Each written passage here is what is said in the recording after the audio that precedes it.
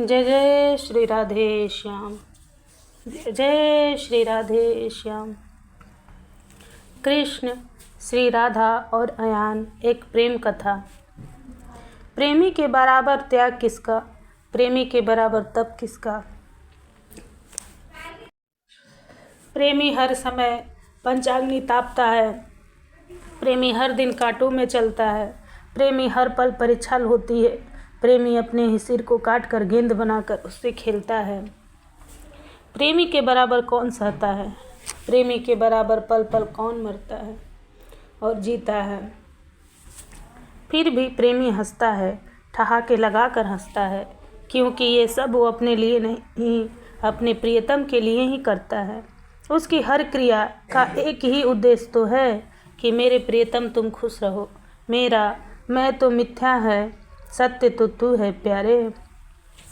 उफ, ये प्रेम पंथ अति ही कठिन। हे वज्रनाभ, श्री राधा रानी जैसा त्याग किसका है। श्री राधा ने अपने आप को फूंक दिया है, मिटा दिया है अपने सांवरे में। सब कुछ जलाकर ये उस प्रकाश में उसने प्यारे को देखती है और नाचती है। सुनो एक श्री राधा रानी के त्याग की कहानी। महर्षि शांडिल्य सुनाने लगे थे उस कथा को, जो प्रेम के इतिहास की सबसे बड़ी घटना थी। मधुमंगल, मनसुख, तोक, श्रीधामा, सुबल ऐसे अनेक सखा थे कृष्ण के साथ, जो निरंतर साथ ही रहते थे। सबके साथ प्रेम था कृष्ण का, सब कृष्ण को प्राणों से भी ज़्यादा मानते थे। पर एक सखा और था। हे वज्रनाभ, उस सखा का नाम था अयान गोप। शांत था ये सखा, बस कृष्ण के चरणों को ही देखता रहता था। जब जब अकेले में कृष्ण को पाता, उसके चरणों को अपनी गोद में रखकर चरण दबाता, चिन्हों को देखता, उसे उस समय रोमांच हो जाता था। आहा, कृष्ण के ये चरण, उसकी समाधि लग जाती थी। उंगली से एक एक चरण चिन्ह को छूता। ये चक, ये शंख, ये कमल, ये वर्ज, ये गदा, ये त्रिकोण। अच्छे घर का था ये अयान। समुद्र थे उसके माता पिता भी। पूरे ब्रजमंडल में आदर था अयान के पिता का, पर ये कृष्ण को ही अपना सर्वस्व मानता था। एक दिन अकेले में कृष्ण के चरणों को दबाते हुए रो गया अयान। लेटे हुए थे कृष्ण कदम वृक्ष के नीचे, उठ गए। जब अयान के आंसू कृष्ण चरणों में गिरे, तब आंसू भले ही शीतल थे, कोई दुख या विषाद के आंसू नहीं थे। आंसू थे तो अहो भाव के। पर कृष्ण उठे। इतना भाव, इतना प्रेम करते हो तुम मुझसे अयान। बड़े प्रेम से कृष्ण ने अयान को पूछा, आज कुछ मांगने का मन कर रहा है सखे। अयान निस्वार्थ प्रेमी था, वो क्यों मांगने लगा। पर आज हाँ हाँ मांगो। ये कृष्ण अपने सखा को जो मांगोगे आज देगा। वचन दे रहे हो। अब मंद मुस्कुराया अयान। विश्वास नहीं है, कृष्ण ने गले से लगाते हुए कहा। विश्वास तो अपने से भी ज़्यादा है तुम पर, तो मांगो, क्या मांगते हो, मैं वचन देता हूँ। कृष्ण भी देने पर उतारू थे। चरणों में गिर गया अयान और भावातिरेक में बोला, जो आपको प्राणों से भी प्रिय हो वो दे दो। क्या स्तब्ध रह गए कृष्ण अयान के मुख से ये सुनकर। कृष्ण के तन मन में, चित्त और आत्मा में बस एक ही नाम छाया हुआ है, श्री राधा। कृष्ण को प्राणों से प्रिय और कौन हुआ श्री राधा के सिवाय। ये मांग लिया अयान।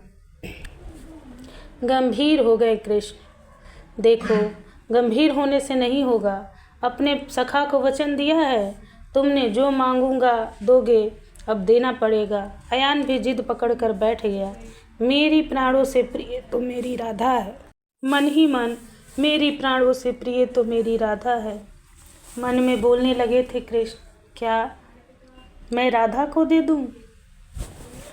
टप टप आंसू बह चले थे कृष्ण के। पर वचन क्या, इस सखा को मैंने वचन दे दिया, और सखा से मैं झूठ कैसे कहूँ।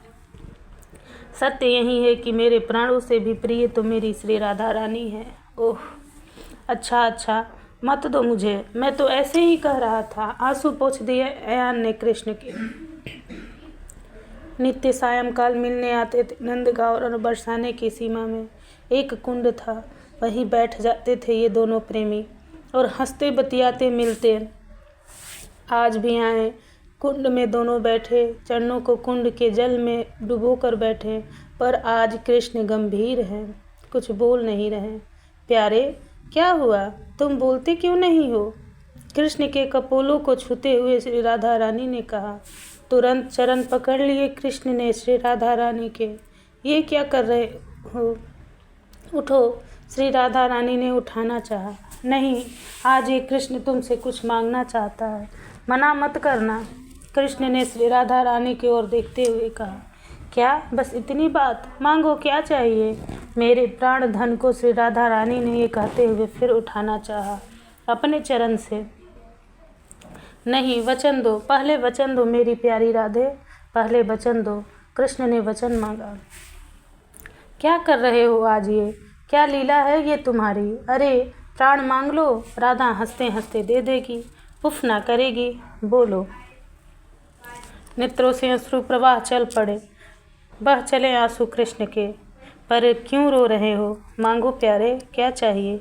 अयान गोप से विवाह कर लो। कृष्ण के मुंह से निकल गया। क्या?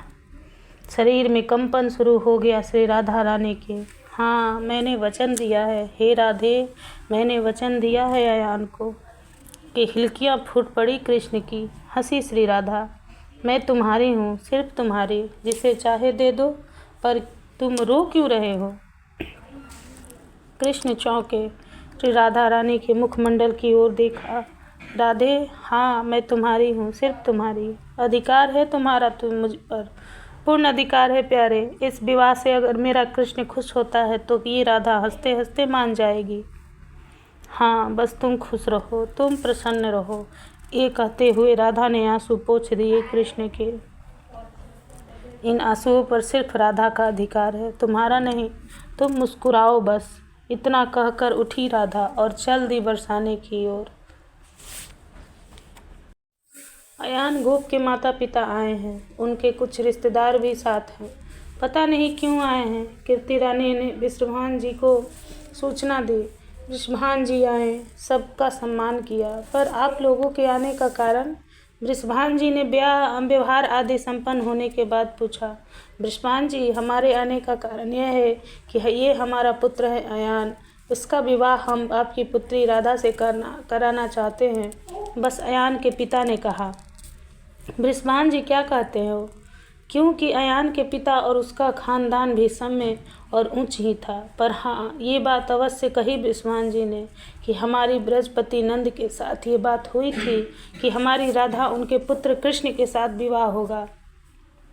पर आप एक बार पूछ तो लो राधा क्या कहती है, अयान के पिता ने वृषभान जी को कहा। तो वृषभान जी खुश होकर बोले, हाँ हाँ, कन्या को उसका अधिकार मिलना चाहिए कि वो किसे चुने, क्योंकि वृषभान जी को ये पक्का विश्वास था कि राधा मना करेगी ही, क्योंकि ये बात तो ब्रज में हर जगह फैली हुई है, राधा कृष्ण का प्रेम। पर ये क्या? कीर्ति रानी, वृषभान जी, राधा की सखिया, बरसाने के लोग ये सब सुनकर स्तब्ध से रह गए थे कि राधा के अयान गोप से विवाह करने के लिए हाँ कह दिया है। अब कोई उपाय नहीं रह गया था। तो हम पक्का समझे वृषभान जी? अयान के पिता ने पूछा। बेटी के पिता को हाँ कहना ही पड़ा। बरसाना उदास हो गया था। इस विवाह की तैयारी स्वयं कृष्ण ने खड़े होकर करवाई थी। बारातियों का स्वागत भी स्वयं श्री कृष्ण ही कर रहे थे। श्री राधा रानी आई थी दुल्हन के रूप में। सज धज के बारंबार अपना मुख प्रक्षालन करते रहे थे कृष्ण, ताकि उनके आंसुओं को कोई देख ना ले। राधा को दुल्हन के रूप में देखकर हिलकियाँ बन गई थी। एक बार तो कृष्ण की फेरे शुरू हुए, 1 2 3, पर ये क्या, चौथे फेरे में श्री राधा रानी गिर ही गई, मूर्छित हो गई। उस समय भीड़ को हटाते हुए कृष्ण ने ही भागे और राधा को अपनी गोद में ले लिया था। 7 फेरे पूरे नहीं हुए, अब हो भी नहीं सकते थे, क्योंकि राधा मूर्छित हो गई थी।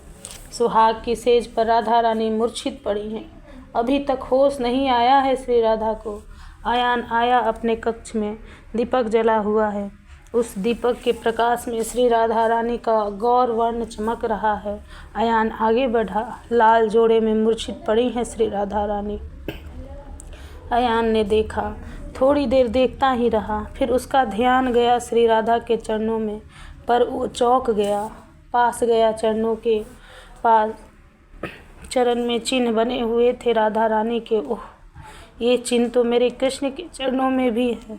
चक्र, शंख, गदा, पद्म, कमल, त्रिकोण, ध्वजा, ये सब बड़े ध्यान से देखता रहा आया। ओह, तो इसका मतलब वो कुछ समझ नहीं पा रहा था।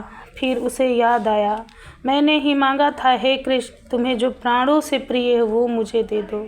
तो ये मेरे कृष्ण की प्राण है और अपने प्राण ही मुझे कृष्ण ने दे दिए। ओह, सिर फटने लगा अयान का। वो बैठ गया वहीं। उसके नेत्रों से पश्चाताप के अश्रु बहने लगे थे। तो इसका मतलब ये श्री राधा और मेरा कृष्ण दोनों एक हैं, और ये चरण मेरे इष्ट के चरण और ये चरण एक ही तो है। पाप हो गया तो उससे अयान पाप हो गया। ये तुम्हारी इष्ट हैं, ये कृष्ण की ही अनादि बल्लभा हैं, ये कृष्ण प्रिया हैं। चरणों में प्रणाम करके उसी रात्रि को अयान ने घर छोड़ दिया, क्योंकि उसे प्रबल वैराग्य चढ़ गया था। वो कहाँ गया पता नहीं, खोजने की कोशिश की पर अयान नहीं मिला। कृष्ण ने ही पंच बुलवाए और बरसाने में पंचों के सामने निर्णय हुआ कि वृषभान अपनी पुत्री राधा को अपने घर ले जाए, क्योंकि अयान अब नहीं आएगा। और श्री राधा रानी अपने बरसाने में आ गई थी। मुझे क्षमा कर दो राधे, मुझे क्षमा कर दो। फिर उसी स्थान में नंदगांव और बरसाने के बीच में पड़ने वाले कुंड में आज दोनों मिले। रो रहे हैं कृष्ण, मेरे कारण तुम्हें इतना कष्ट हुआ ना? नहीं, कुछ कष्ट नहीं हुआ। तुम्हारी खुशी के लिए, तुम्हारी प्रसन्नता के लिए मैं कुछ भी कर सकती हूँ। और रही बात विवाह की, तो ऐसे विवाह का क्या महत्व? मैं तुम्हारी ही हूँ और तुम मेरे हो। हंसी श्री राधा रानी, हम दोनों एक ही हैं, हमें कोई अलग नहीं कर सकता। ये बात तुम भी जानते हो, है ना? श्री राधा रानी ने मुस्कुराते हुए पूछा। हाँ हाँ, कृष्ण ने रोते हुए श्री राधा रानी को अपने गले से लगा लिया था। इस जगत में तुम्हारे और तुम्हारे जैसा प्रेम किसका हो सकता है राधे? बारंबार कृष्ण यही कह रहे थे। हे वज्रनाभ, इस दिव्य प्रेम लीला को तुम क्या कहोगे? ये है प्रेम, पर सामान्य लोग नहीं समझ पाएंगे इसे। प्रेम की परिभाषा भी यही है जो श्री राधा रानी ने इस जगत को दी, अपने प्रियतम के सुख में सुखी रहना। जय जय श्री राधे, जय जय श्री राधे, जय जय श्री राधे, जय जय श्री राधे श्याम, जय जय श्री राधे।